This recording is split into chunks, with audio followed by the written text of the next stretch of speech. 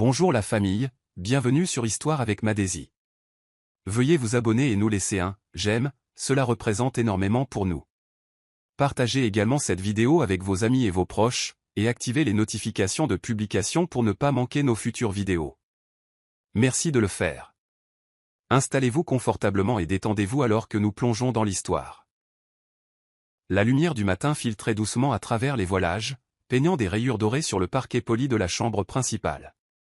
Anita était assise à sa coiffeuse, brossant ses longs cheveux noirs en mouvement lent et délibéré. Son reflet paraissait calme, posé, voire enviable.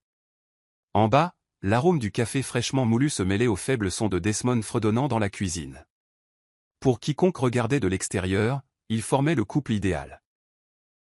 Desmond, l'architecte à succès au sourire capable de charmer les conseils d'administration, et Anita, l'épouse gracieuse dont l'élégance était cousue dans chaque mot qu'elle prononçait. Leur maison était une image arrachée à un magazine de style de vie, des tons chauds, des pièces remplies de rire, des brunchs du week-end avec des amis. Et pourtant, dans cette perfection même, quelque chose avait commencé à pourrir. Anita jeta un coup d'œil vers le lit, encore légèrement froissé de la nuit précédente. Desmond avait de nouveau été distant, distrait même pendant les moments les plus intimes. Ses baisers ressemblaient à une obligation, et la façon dont il s'écartait pour dormir près du bord du lit résonnait plus fort que des mots. « Tu as beaucoup travaillé tard ces derniers temps », avait-elle dit la nuit précédente, sa voix teintée de curiosité plus que d'accusation. « Délai, chérie. Ses clients sont dingues, avait-il marmonné, levant à peine les yeux de son téléphone. Anita avait souri, mais le vide dans sa poitrine s'était élargi. Elle avait autrefois connu chaque parcelle de son âme, ses peurs, ses ambitions, même ses rêves. Maintenant, il lui semblait être un étranger au visage familier. Mais elle chassa cette pensée. Peut-être que c'était juste une mauvaise passe. Peut-être avait-il besoin de vacances.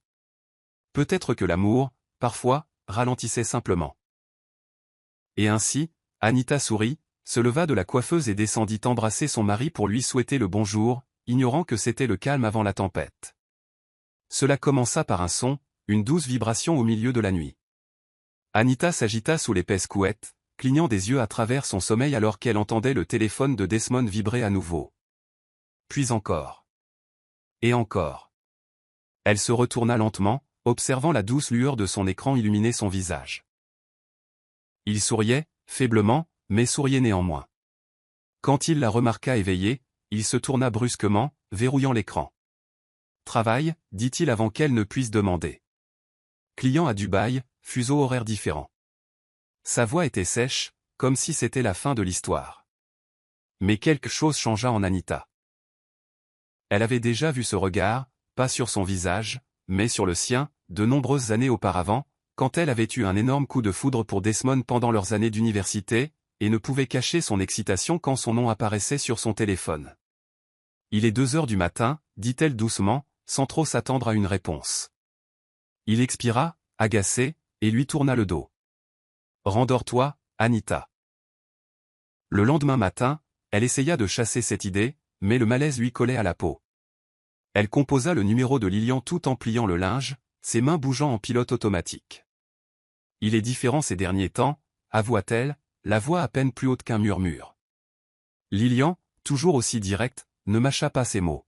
« Tu penses qu'il te trompe ?» Anita se figea. Elle n'avait pas prononcé le mot à voix haute. Elle n'avait pas osé. « Je ne sais pas. » murmura-t-elle. « Peut-être que je me fais des idées. » Mais même en le disant, sa voix se brisa. Lilian soupira. « Tu n'es pas folle. Fais confiance à ton instinct, Anita. On sait toujours avant de savoir. » Plus tard ce soir-là, Desmond fut exceptionnellement affectueux, apporta le dîner, complimenta sa robe, lui tint même la main pendant leur promenade. Et pourtant, quand elle jeta un coup d'œil à son téléphone laissé sans surveillance sur le canapé, la bannière de notification indiquait « Je n'arrête pas de penser à la nuit dernière. » À voir. Ses mains tremblaient, mais elle ne dit rien. Pas encore. Elle lui sourit de l'autre côté de la pièce et murmura pour elle-même « Voyons jusqu'où tu iras. » Le nom vint à Anita comme une gifle, « Charity ». Il avait été enfoui dans l'un des messages qu'elle avait lus tard une nuit, tremblante dans la salle de bain avec le téléphone déverrouillé de Desmond à la main. La prochaine fois, ne te précipite pas chez ta petite femme. Les mots la blessèrent plus qu'elle ne l'aurait cru possible. Son souffle se coupa alors qu'elle parcourait leur conversation, chaque message s'enfonçant plus profondément dans son cœur. Des photos, des notes vocales, un message disait. Tu me fais à nouveau sentir femme. Anita laissa tomber le téléphone dans l'évier, haletante. Elle avait envisagé de nombreux scénarios dans son esprit, mais rien n'aurait pu la préparer à la réalité d'une autre femme, audacieuse, séductrice, sans scrupules. Et Desmond, il ne dérivait pas seulement. Il était parti. Lilian était furieuse. Tu dois le confronter, dit-elle autour d'un thé, claquant sa tasse si fort qu'Anita sursauta. Elle n'est même pas discrète. Elle le tague dans des publications maintenant. Anita, il se moque de ton silence. Mais Anita n'était pas prête à exploser. Pas encore. Je veux la voir, dit-elle doucement, son ton distant. J'ai besoin de la regarder dans les yeux. Lilian cligna des yeux, prise au dépourvu. Quoi, la traquer? Anita ne répondit pas. Elle savait déjà où Charity travaillait, une boutique de décoration d'intérieur haut de gamme au centre-ville. Le lendemain, elle y entra sous les traits d'une cliente, portant ses meilleurs talons et un visage empreint d'une douleur silencieuse. Et elle était là, Charity. La vingtaine, peau éclatante, rouge à lèvres rouge vif, et ce genre de confiance qui criait le danger. Elle leva les yeux, sourit poliment et tendit une main manucurée. Bonjour, je suis Charity. Comment puis-je vous aider aujourd'hui? Anita lui rendit son sourire, calme et mortel. Je ne fais que regarder, répondit-elle. Mais ses yeux s'attardèrent plus longtemps que nécessaire. Elle n'avait pas besoin de parler. Pas encore. C'était une guerre, et Anita venait de voir l'ennemi de près. Anita attendit jusqu'au week-end. Elle prépara son plat préféré, du poisson-chat grillé à la sauce pimentée, des bananes plantains en accompagnement, et lui versa son verre avec des mains qui ne tremblaient pas, même si son estomac se nouait. Desmond entra, surpris par le geste, et l'embrassa sur la joue comme si rien n'avait changé. Ils mangèrent en silence pendant un moment, le cliquetis des fourchettes plus fort que tous les mots entre eux. Lorsqu'il tendit la main vers son deuxième verre de vin, Anita parla enfin. « L'aimes-tu » Sa main se figea en l'air. Il ne la regarda pas. « De quoi parles-tu » dit-il trop rapidement. « Charity » dit-elle. « L'aimes-tu » Le silence qui suivit fut assourdissant. Il rit nerveusement, secouant la tête. « Tu es ridicule, Anita. Ne commence pas avec tes histoires. » « Ne me mens pas, dit-elle, sa voix basse mais dangereuse. J'ai vu les messages. J'ai tout vu. Desmond la regarda, bouche bée, stupéfait par son audace. Tu as fouillé dans mon téléphone, cracha-t-il. C'est ça le problème maintenant, répliqua-t-elle, la voix montant. Pas que tu couches avec quelqu'un d'autre, mais que je l'ai découvert? Desmond se leva, la dominant, son calme apparent se fissurant. Tu es distante depuis des mois, froide. Tu es toujours fatiguée, toujours suspicieuse. Charity, elle écoute. Elle me fait sentir vivant. Anita sentit quelque chose se briser en elle, mais elle ne broncha pas. Alors tu l'as choisi, dit-elle. Non, siffla-t-il. Je n'ai pas choisi. Tu as juste cessé d'être celle dont j'avais besoin. Elle le regarda, les larmes aux yeux mais ne coulant pas. Je t'ai tout donné, Desmond. Et quand tu t'es ennuyé, tu as commencé à chercher quelqu'un d'autre à détruire. Il ne dit rien. Se tourna simplement et s'éloigna en marmonnant, j'en ai fini avec cette conversation. Anita se rassit lentement, engourdie. L'homme qu'elle avait épousé n'était pas seulement parti. Il n'avait jamais vraiment existé. La lumière du couloir vacillait alors qu'Anita attendait sur le canapé du salon ce vendredi soir, l'horloge indiquant bien plus que minuit. Desmond avait cessé d'appeler lorsqu'il était en retard. Maintenant, il allait et venait à sa guise. Quand il arriva enfin, empestant le parfum cher et une légère trace de whisky, il ne tressaillit même pas en la voyant attendre. « Tu es encore debout » marmonna-t-il, desserrant sa cravate sans la regarder. Anita le regarda comme un étranger. « Où étais-tu » demanda-t-elle calmement. Il haussa les épaules. Dîner de travail. Réunion tardive. C'était un menteur expérimenté maintenant, débit clair, expression vide, effort zéro. Elle se leva lentement, traversant la pièce avec une assurance qui le fit s'arrêter. Desmond, ne m'insulte pas. Je sais où tu étais. Pendant une fraction de seconde, quelque chose vacilla dans ses yeux, de la culpabilité peut-être. Mais cela disparut aussi vite. Au lieu de nier, il soupira lourdement, passant devant elle. J'en ai marre de faire semblant. Marmonna-t-il en disparaissant dans la chambre. Charity avait fait plus que séduire son mari. Elle l'avait rendu à l'aise dans sa trahison. Desmond ne portait plus la culpabilité comme une chaîne. Il la portait comme de l'eau de Cologne. Au cours des semaines suivantes, la distance entre eux devint abyssale. Desmond cessa de rentrer certaines nuits. Il commença à garder une tenue de rechange dans la voiture, prétextant avoir besoin d'espace pour réfléchir. Anita, autrefois désespérée d'obtenir des réponses, se retrouva à collecter des preuves à la place. Elle observait comment il tressaillait lorsque le nom de Charity apparaissait à la télévision. Comment il souriait à son téléphone quand il pensait qu'elle ne regardait pas. Elle voyait tout. Mais plutôt que de le confronter à nouveau, elle commença à écrire dans un petit journal relié en cuir, chaque entrée une trace, un enregistrement de chaque mensonge, de chaque trahison. Pendant ce temps, la présence de Charity persistait comme une puanteur qu'Anita ne parvenait pas à laver. Les amis cessèrent d'appeler. Sa belle famille devint distante. La maison, autrefois pleine de rires partagés, résonnait maintenant d'absence. Elle était effacée petit à petit. Mais Anita, contrairement à Desmond, était patiente. Elle comprenait que certaines vengeances nécessitaient le silence avant le cri. Anita était assise à sa coiffeuse un matin, se regardant dans le miroir, mais elle reconnaissait à peine la femme qui la fixait. Ses yeux autrefois vifs étaient fatigués, cernés par l'insomnie et les larmes silencieuses. Sa peau, toujours éclatante, paraissait terne sous le poids de la trahison.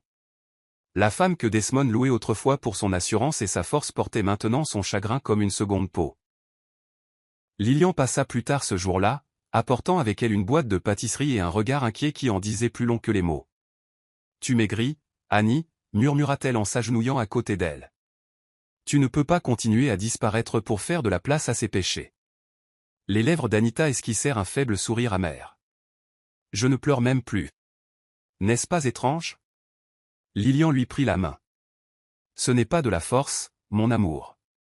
C'est de la répression. » Cette nuit-là, Anita croisa Desmond dans le couloir. Il ne la regarda même pas. Elle s'arrêta, le regardant disparaître dans la chambre d'amis sans un mot. Elle entra dans leur chambre et s'assit sur le lit, fixant le côté vide qui était autrefois le sien. « Je me perds » murmura-t-elle à voix haute. Une pensée s'insinua, terrifiante, audacieuse. « Et si je partais ? Et si je disparaissais ?» Mais elle la chassa. Elle n'était pas prête à disparaître, pas encore. Au lieu de cela, elle prit son journal et écrivit avec des doigts tremblants, « Il pense que je suis brisé. Il pense que j'en ai fini. Mais je ne fais que commencer. » Les jours passèrent et Desmond devint plus audacieux. Il ne cachait plus ses appels nocturnes. Anita le surprit une fois en train de murmurer, « Tu sais, j'aimerais pouvoir être avec toi toujours. » Elle ne broncha pas. Elle ne parla pas. Elle mémorisa simplement ces mots.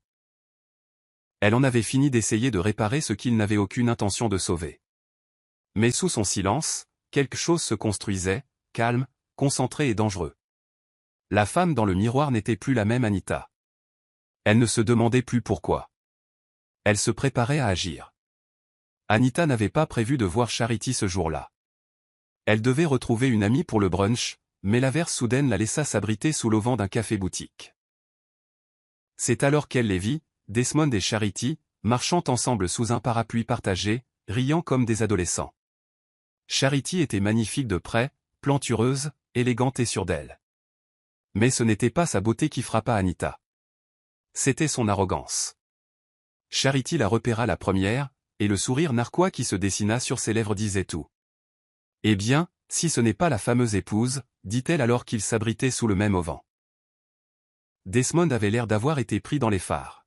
« Anita » commença-t-il, mais elle leva la main, ses yeux ne quittant jamais Charity. « J'ai beaucoup entendu parler de vous, » dit Charity, le ton mielleux, bien que je m'attendisse à quelqu'un d'un peu plus intimidant. Anita sourit faiblement, refusant de mordre à l'hameçon. Drôle, dit-elle. Je m'attendais à quelqu'un d'un peu plus original. Desmond s'éclaircit la gorge maladroitement, jetant un coup d'œil entre elles. Allons-y, Charity. Mais Charity n'avait pas fini. Vous savez, parfois les gens évoluent différemment. Peut-être que tout cela est une bénédiction déguisée. Le venin dans sa voix était soigneusement masqué en sagesse, mais Anita le perçut. Vous avez raison, répondit Anita en s'approchant. C'est une bénédiction. L'une de nous le comprendra bientôt. Elle se tourna et s'éloigna, ses talons claquant contre le trottoir mouillé, laissant Desmond et Charity debout dans un silence stupéfait. Alors que la pluie tombait derrière elle, Anita se sentit étrangement puissante. Charity pensait avoir gagné. Mais Anita connaissait maintenant son ennemi, pas seulement son nom ou son visage, mais son odeur, son rire et sa faiblesse. Elle n'avait pas besoin d'une confrontation. Elle avait besoin de temps. Et du temps, Anita en avait beaucoup. La lettre de l'avocat arriva un jeudi. Anita était dans la cuisine, préparant un thé au gingembre, quand la sonnette retentit. Elle ouvrit l'enveloppe avec des mains calmes, mais son cœur battait la chamade dans ses oreilles. L'entête portait le nom d'un cabinet que Desmond avait mentionné en passant, élégant, cher, froid. Avis de séparation et intention de demander le divorce. Pas d'explication, pas d'excuse, juste un langage formel qui fermait un chapitre qu'elle n'avait pas consenti à terminer. Ce soir-là, elle s'assit dans le jardin et regarda le soleil plonger derrière les arbres, les papiers posés à côté d'elle sur la table en fer forgé. Lilian arriva avec une bouteille de vin rouge, son visage pâle en lisant la lettre. « Il ne t'a même pas parlé d'abord » demanda-t-elle. Anita secoua lentement la tête. « Il ne veut pas de réaction. Il veut la liberté sans résistance. » Ailleurs, dans un penthouse du centre-ville, Charity était drapée dans un peignoir de soie, sirotant du champagne tandis qu'une musique douce flottait depuis la chaîne stéréo. « Au nouveau départ » murmura-t-elle en levant son verre vers Desmond, qui se prélassait sur le canapé avec un sourire détendu. « Ça y est, chérie, nous sommes enfin libres. » Desmond trinqua avec elle, mais ses yeux vacillèrent brièvement, quelque chose d'incertain les traversant. « Elle ira bien, murmura-t-il, plus pour lui-même que pour Charity. Elle est forte. » Charity rit, rejetant ses cheveux en arrière. Forte ne veut pas dire désirée. Elle versa un autre verre, débordant de joie. Faisons quelque chose ce week-end. Réunion privée, juste nous et quelques amis proches. Trinquons au nouveau départ. Desmond hésita, mais hocha la tête. Bien sûr, tout ce que tu veux. Alors qu'elle se penchait pour l'embrasser, la caméra d'un téléphone oublié clignota sur un comptoir voisin. De l'autre côté de la ville, Anita regardait le flux caché depuis l'écran de son ordinateur portable. Elle ne dit rien.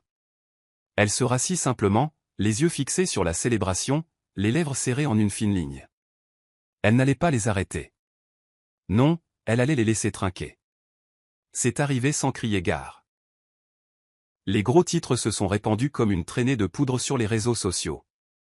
L'épouse d'un architecte de renom décède dans un tragique accident de voiture. Un terrible accident survenu en périphérie de la ville. Le véhicule avait été complètement consumé par les flammes. Le corps était méconnaissable. La plaque d'immatriculation correspondait à la berline d'Anita. C'est tout ce dont le monde avait besoin. Lilian fut la première à crier en l'apprenant, s'effondrant dans son salon. Desmond fut informé par un collègue qui l'avait lu en ligne avant lui. Il devint silencieux, la mâchoire serrée, les yeux écarquillés. « Non, ce n'est pas possible » murmura-t-il. Charity était assise à côté de lui, stupéfaite. « Quoi ? Tu es sûr ?» Desmond ne répondit pas. Ils attrapèrent ses clés et sortirent en trombe. La morgue de l'hôpital était silencieuse, stérile et froide. Le médecin légiste parla doucement. « Nous avons utilisé les dossiers dentaires pour confirmation. Je suis désolé, monsieur Desmond. » Desmond pâlit. Pour la première fois depuis des semaines, il ne pouvait plus parler. Pour la première fois, la culpabilité lui rongea la poitrine. 2 jours plus tard, un petit service commémoratif élégant eut lieu. Pas de caméra, juste des amis, la famille et des chuchotements. La photo encadrée d'Anita trônait sur l'autel, son sourire éclatant, intemporel. Lilian se tenait figée près du premier rang, engourdie par le chagrin. Desmond était assis à côté de Charity, qui portait une robe blanche vaporeuse, son maquillage impeccable, ses yeux scrutant chaque visage strié de larmes avec une curiosité détachée. Quand l'officiant parla, Desmond n'entendit pas un mot. Son esprit était en plein chaos. Il n'avait pas encore pleuré. Il ne pouvait pas. La perte lui semblait irréelle, inaccessible. Une partie de lui s'attendait encore à ce qu'Anita franchisse la porte et l'appel de cette voix douce mais ferme qu'elle avait toujours eue. Elle méritait mieux, marmonna George derrière lui. Desmond se tourna, surpris. Son cousin était arrivé par avion sans prévenir. « Que as-tu dit » demanda Desmond. George le répéta, plus lentement cette fois. Elle méritait mieux que ce que tu lui as donné. C'est. Charity agrippa le bras de Desmond, foudroyant George du regard, mais il l'ignora. Alors que les invités sortaient, Lillian s'approcha de la photo, pressant le bout de ses doigts contre le verre. Ses yeux étaient rouges, mais autre chose vacillait en dessous. De la confusion. Cette nuit-là, alors qu'elle emballait les affaires d'Anita, elle trouva le journal en cuir sous le matelas. Quand elle l'ouvrit, ses mains tremblaient.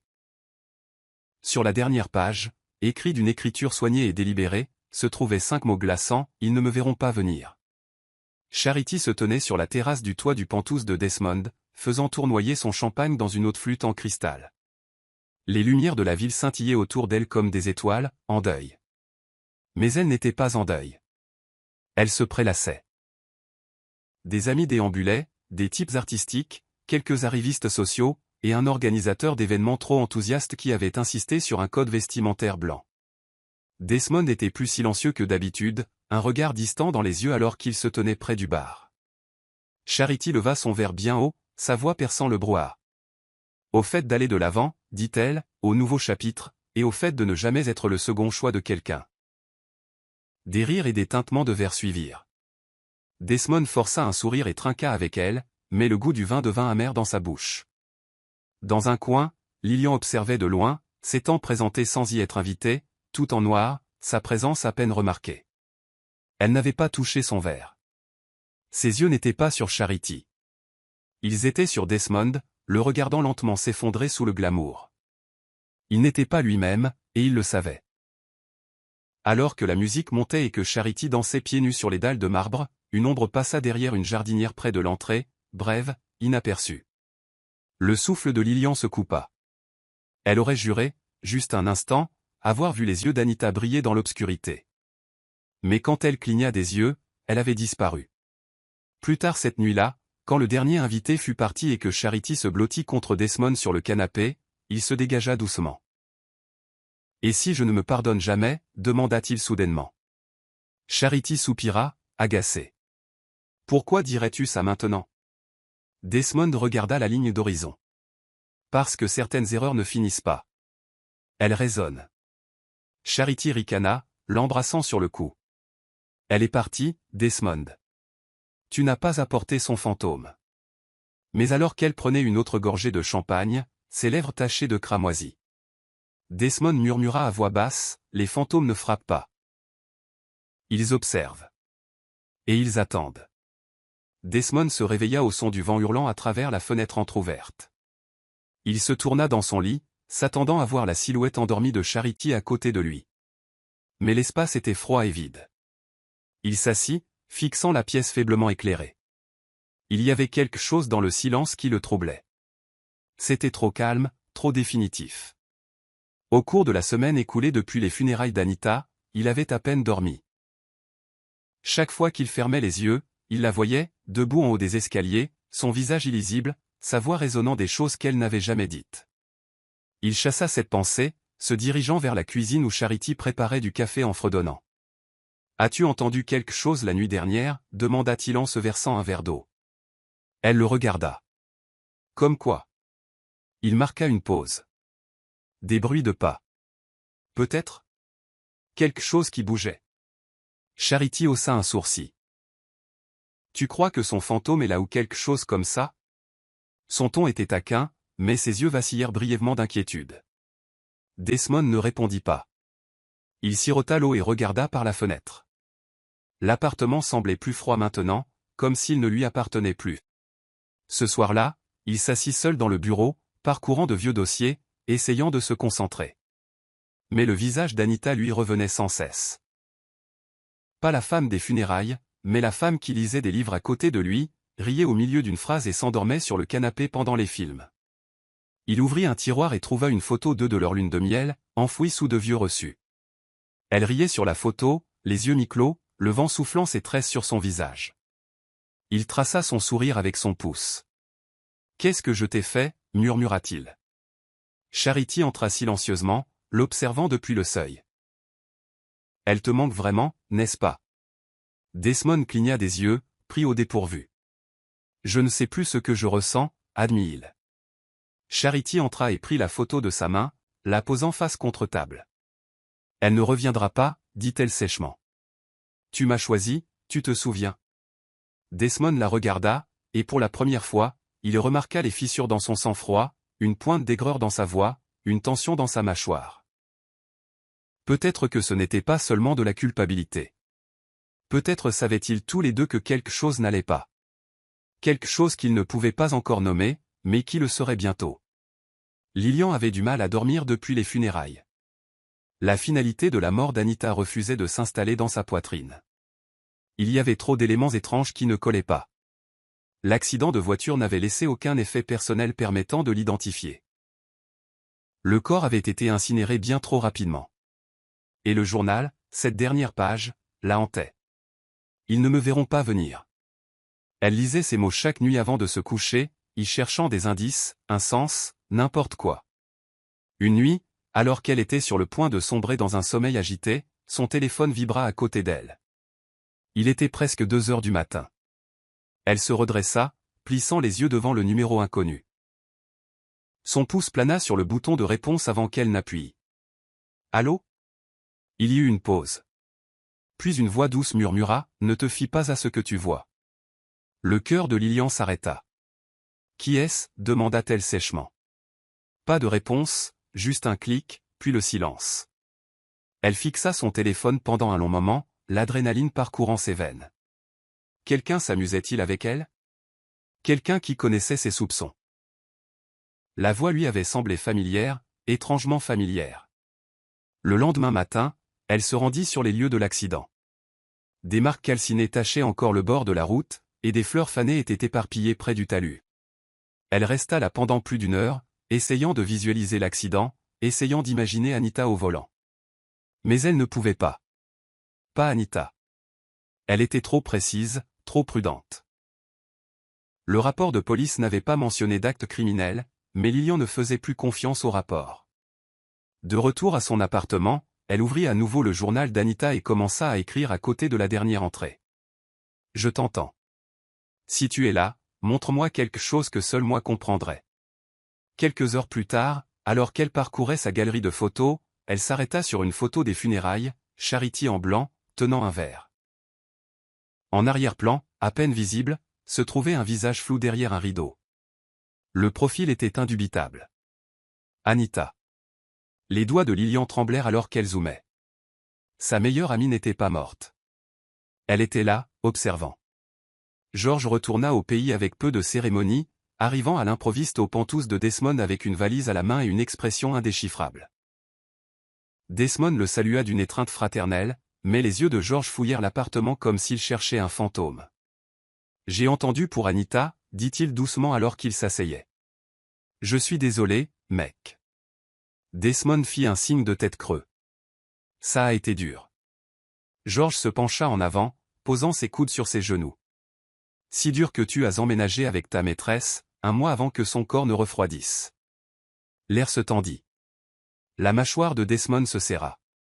« Surveille tes paroles, George. » Mais George ne broncha pas.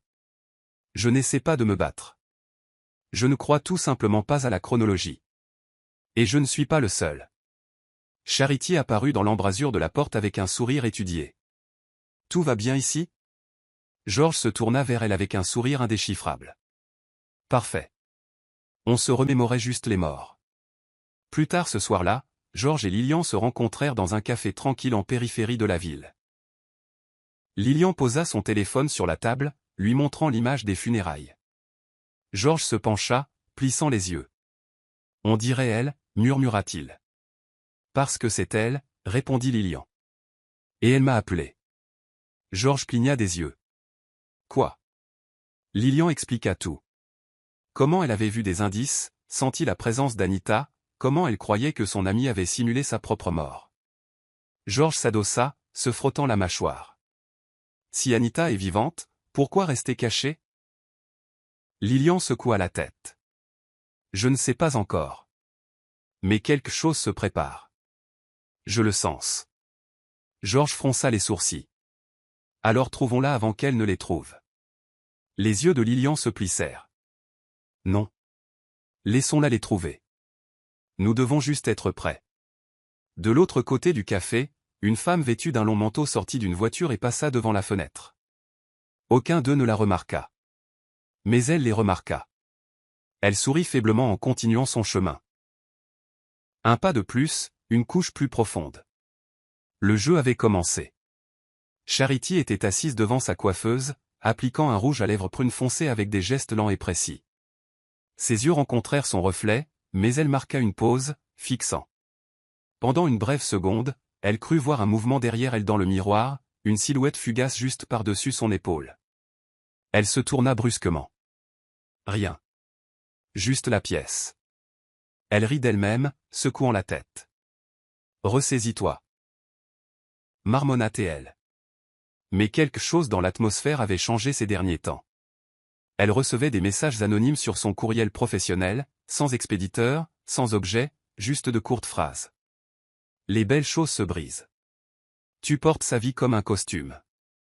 Au début, elle les avait rejetés comme du spam ou des trolls d'internet, mais maintenant elle n'en était plus si sûre. Elle se sentait observée. Même dans la sécurité du pantouse de Desmond, il y avait toujours une sensation qui lui parcourait la peau, comme quelqu'un respirant dans son cou. Elle vérifia la porte, la verrouilla, puis attrapa son téléphone et envoya un texto à Desmond. As-tu changé le code de sécurité récemment? En bas, Desmond soignait un mal de tête en lisant son message. Il ne répondit pas. Il ne pouvait pas. Il ne voulait pas l'admettre, mais il l'avait ressenti aussi. Des portes laissées entr'ouvertes qu'il était sûr d'avoir fermées. Des lumières allumées dans des pièces où il n'était pas entré. C'était comme si l'endroit ne leur appartenait plus. Charity apparut quelques instants plus tard, pieds nus et tendus. Desmond, dit-elle doucement. Quelqu'un me fait marcher. Il haussa un sourcil. Que veux-tu dire? Elle lui montra le dernier message. Tu as bu ce qui n'était pas à toi. Le visage de Desmond s'assombrit. C'est quelqu'un de l'entourage d'Anita. Charity croisa les bras. Est-ce que ça importe? Elle est partie. Desmond ne répondit pas. Il se détourna et murmura, laisse-t-elle? Les yeux de Charity s'écarquillèrent. Tu ne crois pas? Il la coupa. Je ne sais plus quoi penser. Il ne lui dit pas qu'il avait entendu quelqu'un murmurer son nom alors qu'il était seul sous la douche la nuit précédente. Ni qu'il avait commencé à regarder par-dessus son épaule chaque fois qu'il entrait dans une pièce. Quelque chose n'allait pas. Et qui que ce soit, ou quoi que ce soit, qui était là-bas? Il n'en avait pas fini avec eux.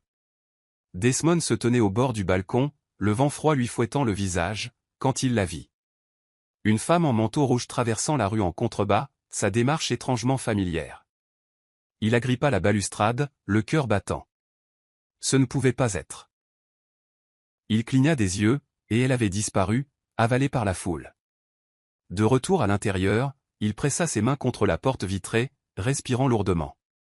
Charity entra quelques instants plus tard, tenant son téléphone. « Tu trembles ?» dit-elle en l'observant attentivement. « Ça va ?» Desmond ne répondit pas. « J'ai cru la voir » marmonna-t-il finalement. Charity se figea. « Voir qui ?» Il se tourna lentement, les yeux hantés. « Anita. » Le visage de Charity pâlit, et elle rit nerveusement. « Ne sois pas ridicule. Elle est morte. » La voix de Desmond baissa. « En es-tu sûr ?» Il n'attendit pas de réponse. Il passa devant elle et s'enferma dans le bureau. Le lendemain, il ira dans une galerie où Anita et lui avaient autrefois assisté à une exposition d'art. Elle était fermée, mais le concierge le laissa jeter un coup d'œil à l'intérieur pendant qu'il préparait un vernissage privé. Alors qu'il contemplait une peinture à l'huile d'une femme au demi-sourire, quelque chose en lui se défit. La silhouette peinte ressemblait étrangement à Anita. Des cheveux différents, des vêtements différents, mais les yeux étaient les mêmes. Ce regard entendu, indéchiffrable. « Ça va, monsieur ?» demanda le concierge. Desmond cligna des yeux et hocha lentement la tête, reculant. « Qui a peint ça ?» demanda-t-il. Le concierge haussa les épaules. Anonyme. Déposé par un tiers. Le propriétaire dit que ça vient d'Europe. Desmond quitta la galerie, hébété. Plus tard dans la soirée, il parcourut de vieilles photos et commença à comparer les visages. Les similitudes étaient subtiles, mais présentes. Elle envoie des messages, se murmura-t-il. Elle est là. Quand il le dit à Charity, elle roula des yeux. Sais-tu à quel point tu as l'air fou ? Il la regarda, quelque chose d'indéchiffrable dans son regard. Je n'ai jamais su à quel point elle pouvait bien se cacher, dit-il doucement. Peut-être qu'elle ne nous a jamais tout montré d'elle. Charity ne répondit pas. Elle commençait à le croire aussi. Le gala de Charité était extravagant, cravate noire, lustre en cristal, champagne au goût d'argent. Desmond et Charity étaient les hôtes parfaits. Se déplaçant avec grâce à travers la foule. Rire, poignée de main, compliments. Mais au milieu du glamour, personne ne remarqua la nouvelle serveuse dans le coin. Elle était silencieuse, glissant entre les invités avec une aisance consommée. Son visage était partiellement obscurci par le bord incliné de sa casquette d'uniforme, et ses cheveux soigneusement rangés en dessous. Mais ses yeux ne manquaient rien. Chaque coin. Chaque regard. Chaque murmure. Elle tendit un verre à Desmond avec un léger signe de tête. Il le prit sans regarder. Charity, cependant, marqua une pause. Ses doigts effleurèrent la main de la femme et s'attardèrent. Un frisson lui parcourut l'échine. « Je vous ai déjà rencontré ?» demanda-t-elle, la tête penchée. La serveuse sourit faiblement. « J'en doute, madame. » Sa voix était douce, étrangère, mais suffisamment familière pour susciter un malaise. Charity la regarda s'éloigner, quelque chose se tordant dans ses entrailles. Plus tard dans la soirée, Desmond se surprit à regarder de l'autre côté de la pièce. La même serveuse se tenait près de la sortie, une main posée contre le chambranle de la porte. Leurs regards se croisèrent.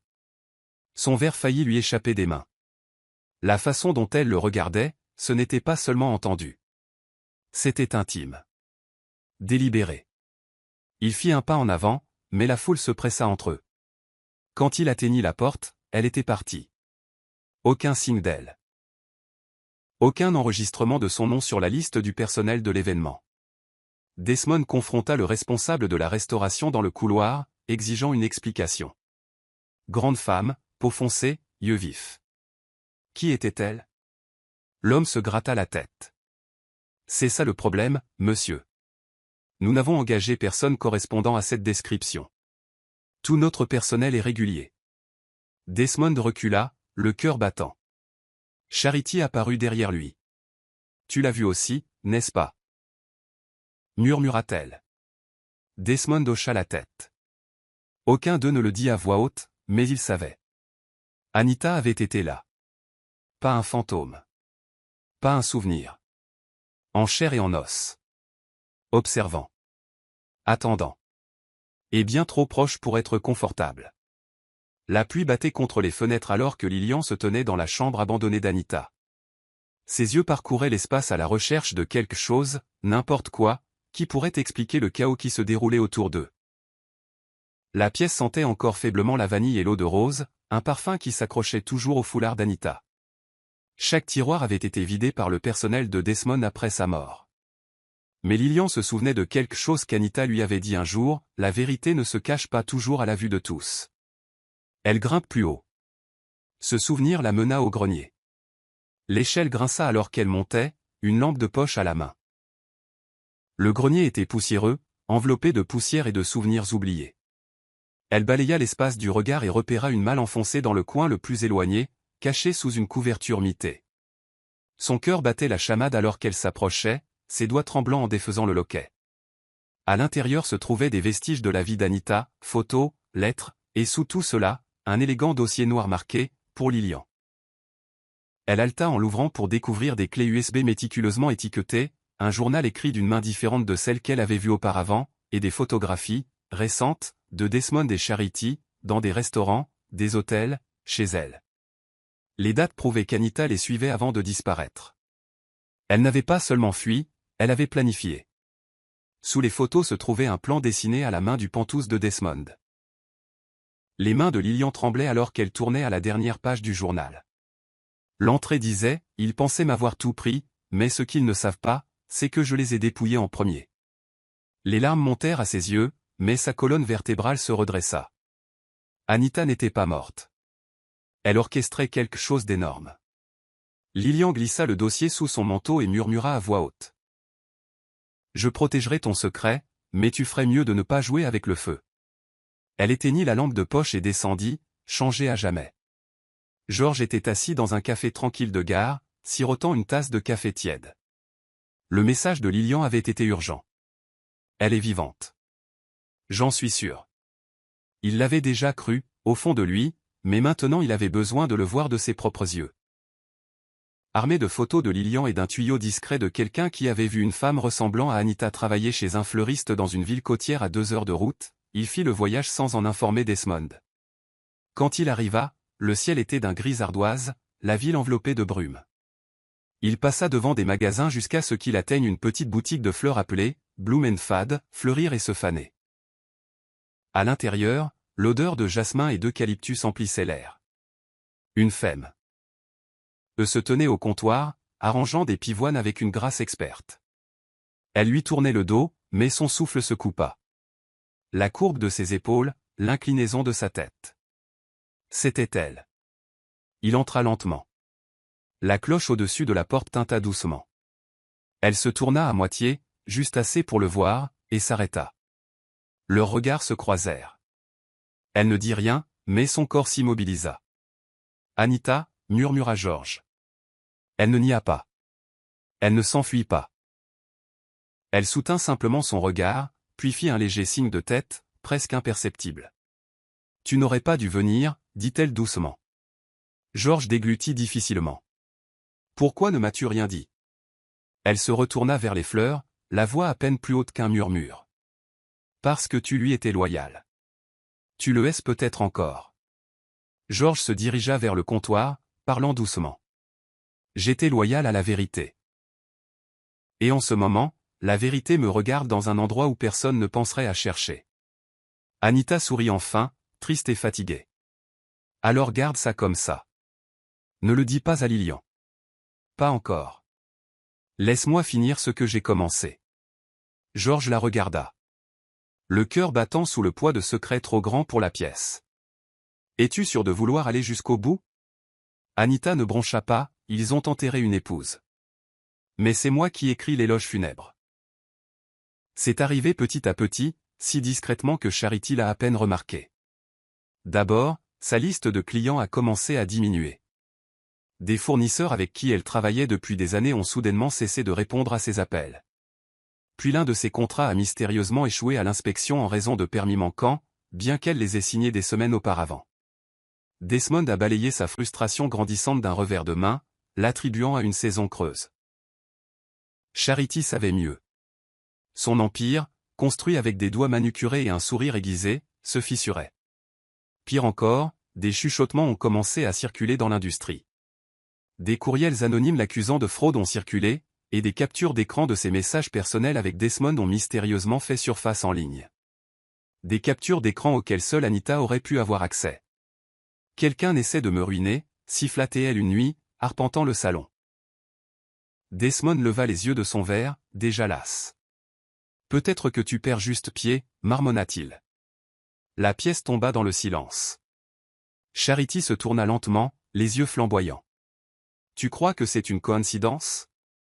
Cette nuit-là, elle s'assit dans le noir, faisant défiler les commentaires anonymes postés sous la page de son entreprise. Briseuse de ménage. Tu boiras ce que tu as versé aux autres. Les cendres renaissent toujours. Ses mains tremblaient. Elle jeta le téléphone à travers la pièce, respirant lourdement. Puis elle se leva, ouvrit le bar et se versa un verre. Elle fixa le verre comme s'il contenait des réponses. Elle n'est pas morte, se murmura-t-elle. Je ne sais pas comment, mais elle est toujours là. Desmond, qui avait entendu, ricana depuis le seuil. Tu perds la tête. Charity se tourna vers lui, les yeux hagards. C'est elle qui fait ça. Les courriels. Les appels. Les photos. Tu le sens aussi, je sais que tu le sens. Desmond s'éloigna sans un mot. Il le sentait. Mais s'il l'admettait à voix haute, tout deviendrait réel. Pendant ce temps, Anita observait depuis un immeuble distant à travers des jumelles, sirotant un thé, ses lèvres esquissant un léger sourire narquois. L'effondrement avait commencé. Pas avec le feu. Pas avec la fureur. Mais avec le démantèlement silencieux de tout ce que Charity pensait avoir volé. Charity se regarda dans le miroir, les yeux injectés de sang, les lèvres pincées en un sourire forcé. L'image qui lui faisait face ne ressemblait pas à la femme posée qu'elle avait soigneusement cultivée au fil des ans. Elle était fracturée, désespérée. « Je dois mettre fin à ça », murmura-t-elle, agrippant la coiffeuse si fort que ses jointures devinrent blanches. Elle avait élaboré un plan qui rétablirait son contrôle, recadrerait le récit et prouverait à tout le monde qu'elle était toujours intouchable. Un événement privé, murmura-t-elle à Desmond plus tard cette nuit-là. Juste des amis proches. Un toast. Quelque chose de symbolique. Pour laisser le passé derrière nous. Il haussa un sourcil. Pourquoi avons-nous besoin d'un toast? Elle sourit amèrement. Parce que les fantômes ne hantent pas les victoires. Ils hantent le silence. Desmond hocha la tête distraitement, préoccupé par la pression croissante du travail et le malaise qui semblait le suivre comme une ombre. Charity s'éloigna, planifiant déjà les détails. Elle contacta une petite liste d'invités influents, soigneusement sélectionnés, loyaux ou impressionnables. Le thème était simple, une nouvelle aube. Décor blanc élégant, jazz doux, 20 millésimés. Mais en coulisses, elle avait arrangé quelque chose de plus sombre. 2 verres en cristal identiques seraient placés au centre de la table pour elle et Desmond. L'un serait purement symbolique. L'autre contiendrait une dose soigneusement mesurée d'un sédatif léger mais humiliant. Rien de fatal, mais assez pour envoyer un message si quelqu'un osait la contrarier. Mais Charity ne savait pas que son plan n'était plus secret. De l'autre côté de la ville, Anita intercepta la même livraison de vin. Elle connaissait la marque, le lot et le style de la carafe. Elle regarda le camion de livraison depuis sa voiture garée, ayant déjà soudoyé le chauffeur quelques jours auparavant. « Tu veux trinquer, Charity » murmura-t-elle. « Alors nous trinquerons comme il se doit. » Cette nuit-là, elle commença à se préparer pour sa réapparition. Pas avec une arme. Pas avec rage. Mais avec une précision calme et un simple geste, l'échange de verres. Le soir de l'événement arriva, chargé d'une épaisse anticipation. Le pantouf scintillait de ton or et ivoire, les invités arrivant en costume et robe de soirée coûteux. Desmond jouait le rôle de l'hôte gracieux, mais ses yeux étaient embués, son sourire crispé. Charity, cependant, flottait dans la pièce comme une reine, impeccable dans une robe blanc-perle qui traînait derrière elle comme de la fumée. Les verres étaient déjà dressés, au centre de la table, sous un délicat lustre. La musique émanait du trio live dans le coin, et des conversations murmurées emplissaient l'air. Personne ne remarqua la femme qui entra discrètement par l'entrée de service. Elle portait une robe en satin rouge profond qui moulait son corps comme une seconde peau, son visage partiellement voilé sous un bibi. Elle ne dit rien en se déplaçant parmi le personnel, la tête baissée, un plateau à la main. Mais ses yeux étaient concentrés, froids, calculateurs. De l'autre côté de la pièce, le regard de Desmond se posa brièvement sur la femme en rouge, et son souffle se coupa une seconde de trop. Quelque chose dans son mouvement, la façon dont elle inclinait la tête, la forme de sa mâchoire. Cela le secoua. Il se tourna vers Charity en chuchotant, « Connais-tu cette serveuse ?» Charity jeta un bref coup d'œil, puis ricana. « Arrête de voir des fantômes. » Mais sa voix n'était pas assurée. La femme en rouge disparut dans la cuisine. 10 minutes plus tard, elle réapparut, portant cette fois un plateau d'argent avec une carafe de remplacement. Un échange bref et discret avec un autre serveur. Personne ne s'en étonna. L'échange avait commencé. Elle plaça les nouveaux verres, visuellement identiques aux originaux, sur la table centrale, les positionnant avec précision. Puis elle disparut dans l'ombre, juste au moment où Charity s'écria « Tout le monde, puis-je avoir votre attention ?» Les verres se levèrent, les conversations s'interrompirent, et l'acte final commença. Anita se tenait dans l'obscurité, le cœur calme, observant tout se dérouler. La robe rouge n'était pas un déguisement. C'était un avertissement. Mais Charity leva son verre bien haut, sa voix perçant le bourdonnement de la foule comme une lame. À la réinvention, dit-elle, son sourire posé, ses dents étincelantes. Au fait de savoir qui nous sommes, et de ne jamais nous en excuser. Et au pouvoir d'aller de l'avant. Sans le poids mort du passé.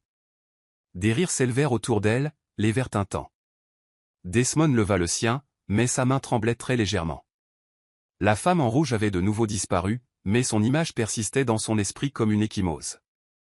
Charity se tourna vers lui avec un regard triomphant. « Prêt, mon amour ?» demanda-t-elle doucement. « Toi d'abord, » dit-il en faisant un geste poli. Charity leva le verre en cristal qui lui était destiné, et pencha la tête avec coquetterie, avec plaisir. Elle but une longue gorgée, la salle éclatant d'applaudissements. Pendant plusieurs secondes, rien ne se passa. Elle sourit, clignant lentement des yeux, laissant le goût s'installer sur sa langue. Mais ensuite, son expression vacilla. Ses yeux s'écarquillèrent d'une fraction. Elle baissa les yeux sur le verre, puis leva les yeux vers Desmond, la confusion vacillant derrière ses cils. Sa prise se desserra. Le verre glissa de ses doigts et se brisa contre le sol en marbre. « Charity ?» Desmond se précipita vers elle, la rattrapant par les épaules, juste au moment où elle titubait en arrière. Des halètements s'élevèrent dans la pièce. Sa respiration devint haletante, puis ses genoux cédèrent. « À l'aide, quelqu'un, à l'aide !» cria Desmond. Quelques invités hurlèrent. Quelqu'un appela une ambulance. Mais au milieu du chaos, personne ne remarqua la femme en rouge sortant lentement par la porte de service, sa tâche accomplie. Anita n'avait pas besoin de rester pour jubiler.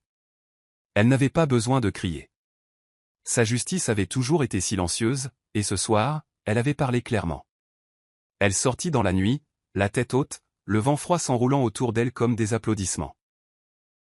La sirène de l'ambulance s'estompa au loin, mais les échos de la panique agrippaient encore le Penthouse comme de la fumée après un incendie. Desmond était assis sur le bord du canapé du salon, le visage pâle, les doigts tremblants, s'essuyant les paumes sur son pantalon. Les invités étaient partis dans un tourbillon de chuchotements, de confusion et de peur. Personne ne pouvait expliquer ce qui était arrivé à Charity, un instant posé, l'instant d'après haletante, son corps inerte. L'hôpital n'avait pas encore appelé, et le silence le rongeait. Il rejoua la soirée dans son esprit, encore et encore, le discours, les rires, la boisson. Puis la femme en rouge. Sa présence ressortait maintenant comme un couteau laissé au centre d'une table. Il se leva, le cœur battant. Elle savait, murmura-t-il. Elle a échangé les verres. Il se précipita dans la cuisine, fouillant dans la poubelle, cherchant n'importe quoi, étiquettes, emballages, résidus, et carafes. Mais tout avait été débarrassé. Alors qu'il fouillait, Lilian entra, sa voix basse. « Où est-elle » Desmond leva brusquement les yeux.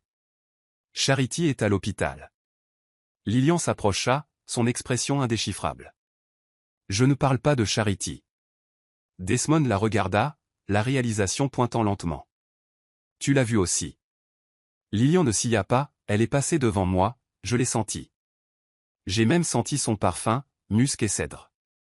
Le préféré d'Anita. Desmond s'effondra sur un tabouret, enfouissant son visage dans ses mains. Elle était là, tout le temps. Lilian expira, tremblante. Elle m'avait prévenu, m'avait dit qu'il ne la verrait pas venir. Pendant un long moment, aucun ne parla. Puis Lilian ajouta, presque en un murmure, elle n'est pas venue nous hanter. Elle est venue y mettre fin.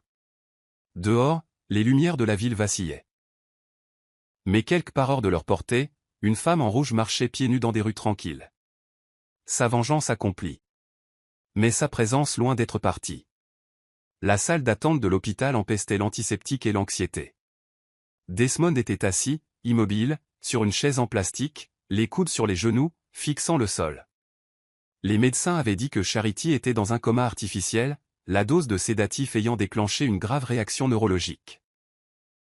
Rien de fatal, mais la guérison était incertaine. Et le pire?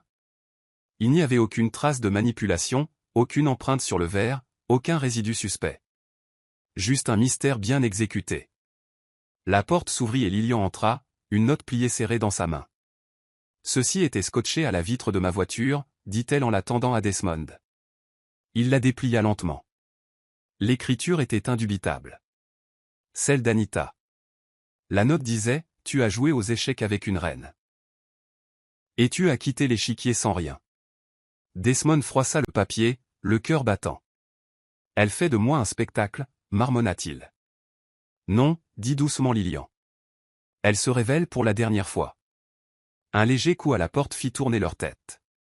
Une infirmière jeta un coup d'œil. « Elle est réveillée, dit-elle. » Desmond se leva d'un bond et suivit l'infirmière dans le couloir jusqu'à la chambre de Charity. Les lumières étaient tamisées. Les machines émettaient de légers bips. Charity gisait immobile, les yeux à peine ouverts.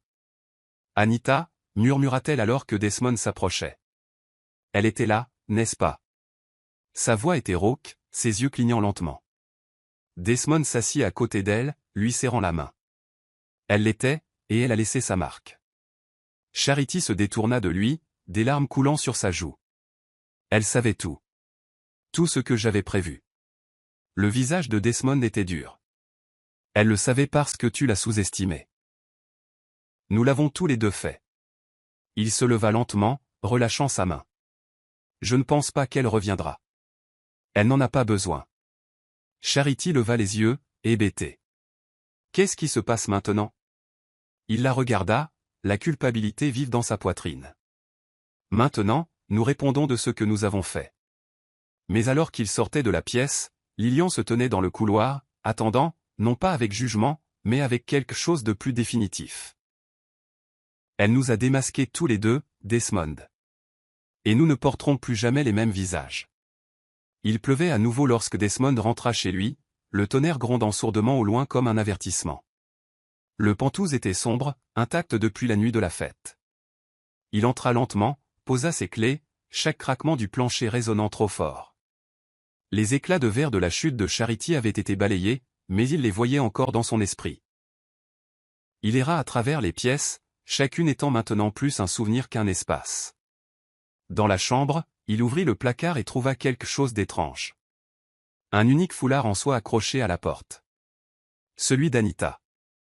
Il le ramassa avec des mains tremblantes. Elle avait été là. Pas seulement à la fête, mais ici, dans cette pièce, respirant cet air. Il se tourna brusquement, certain d'avoir entendu un bruit derrière lui, mais ne trouva que l'immobilité. Le silence ne semblait plus vide. Il semblait observateur. En bas, Lilian attendait dehors, sous la pluie. Quand Desmond sortit enfin pour la rejoindre, ses yeux étaient cerclés de rouge. « Elle n'est jamais partie, dit-il doucement. »« Pas vraiment, acquiesça Lilian. Elle avait dépassé cet endroit bien avant que tu n'essaies de la remplacer. » Il la regarda, la pluie dégoulinant de son front. « Où penses-tu qu'elle soit maintenant? » Lilian haussa les épaules. « Partout. Et nulle part. » Peut-être voulait-elle juste prouver qu'elle pouvait disparaître tout en étant la voix la plus forte dans la pièce. Desmond eut un rire amer. Elle a réussi. Lilian lui tendit une autre note pliée.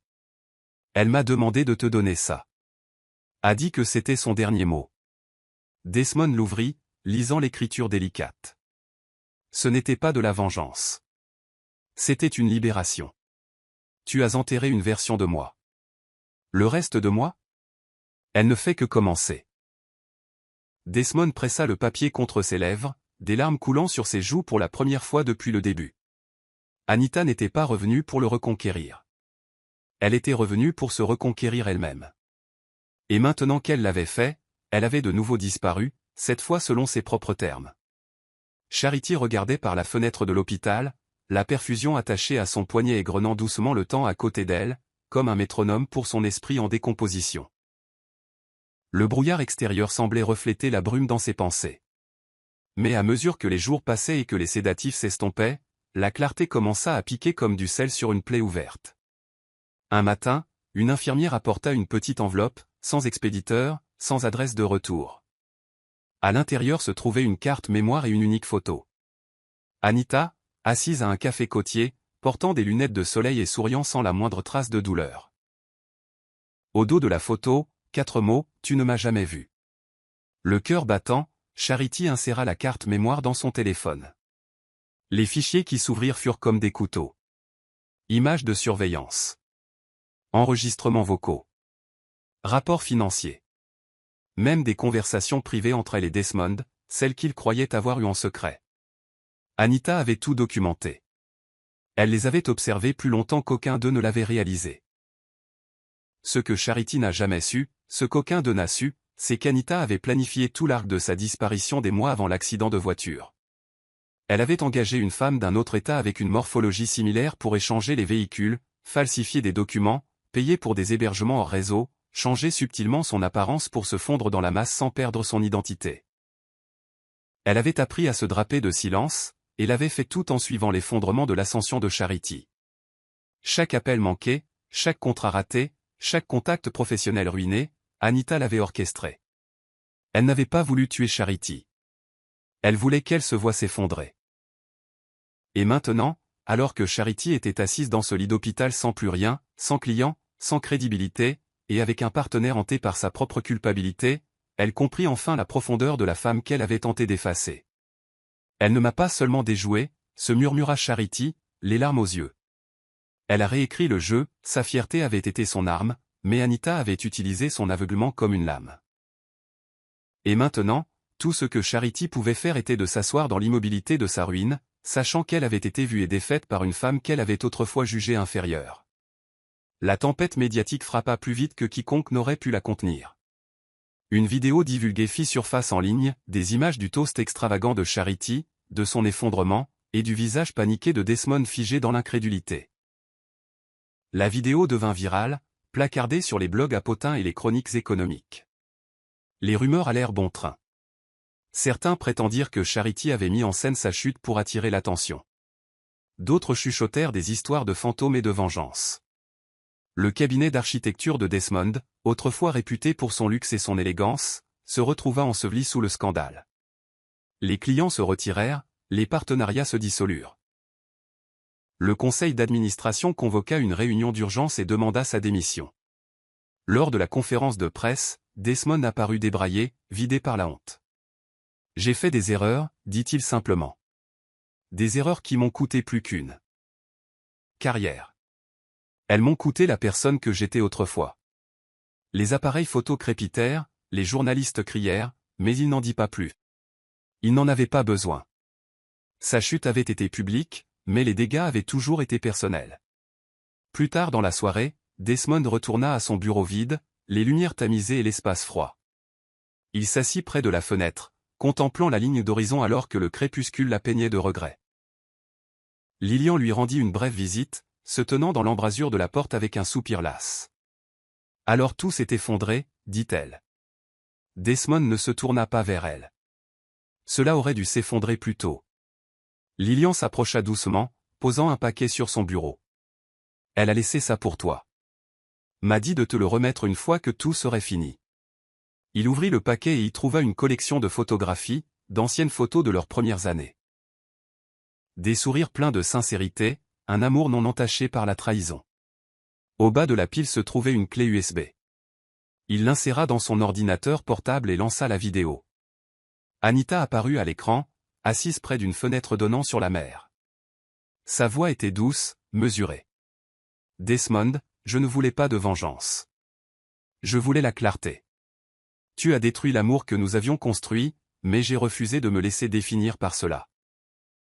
Alors je l'ai reconquis en partant avec toutes mes pièces intactes. » Desmond déglutit difficilement, clignant rapidement des yeux. La pièce était trop silencieuse.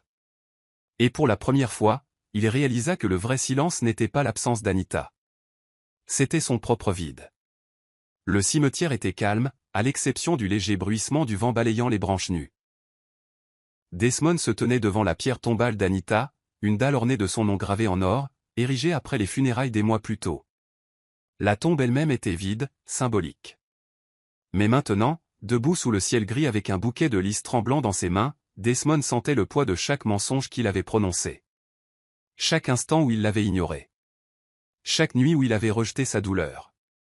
Il s'agenouilla lentement, déposant les fleurs au pied de la pierre. « Je ne sais pas si tu reviendras un jour, murmura-t-il. Mais si tu entends ça, j'avais tort. À propos de toi. À propos de tout. » Sa voix se brisa.